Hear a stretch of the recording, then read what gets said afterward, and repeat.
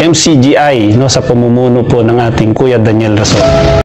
Pagpalang araw po mga kababayan, ang nais ko naman po sana ay magpasalamat din sa Diyos.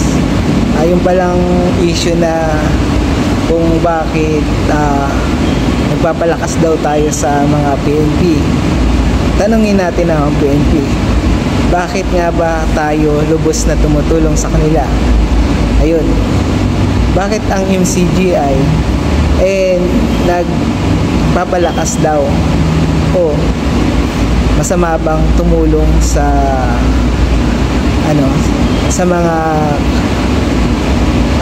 gobyerno, kawan ng gobyerno? Hindi lang naman PNP ang tinutulungan natin, di ba?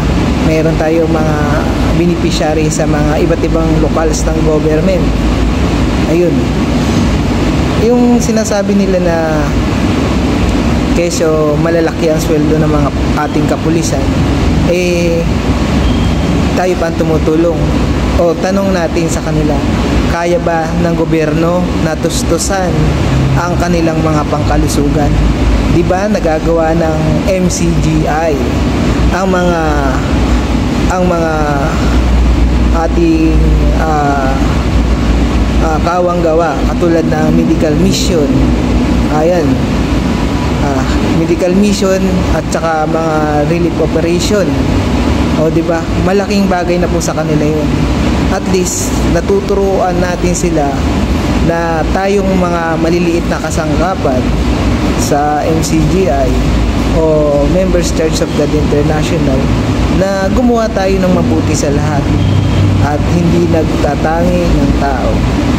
Kaya ayun, sa pamamagitan ng pamamahagi ng mga kapatid, kahit kapuspalad ang ating mga kapatid sa MCGI, ay pilit nating marating sa kanila ang kabutihan ng Diyos na nagtuturo sa atin na gumawa tayo ng mabuti.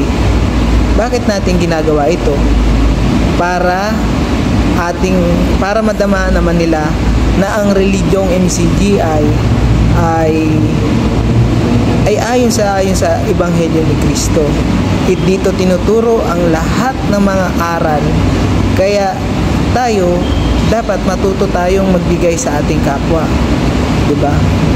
Na naging kasangkapan ang MCGI, kahit maliit na at may hirap natin mga kapatid, ay tulong-tulong sa pagbibigay ng pamamahagi. Kaya natuturuan din natin ang mga ating mga kapulisan na lumingap sa ating kapwa-tao, di ba? Katulong natin sila sa paglingap sa ating kapwa, nandyan sila. Kaya salamat sa Diyos, merong Kuya Daniel Rason na nagtuturo sa amin. Salamat po sa Diyos.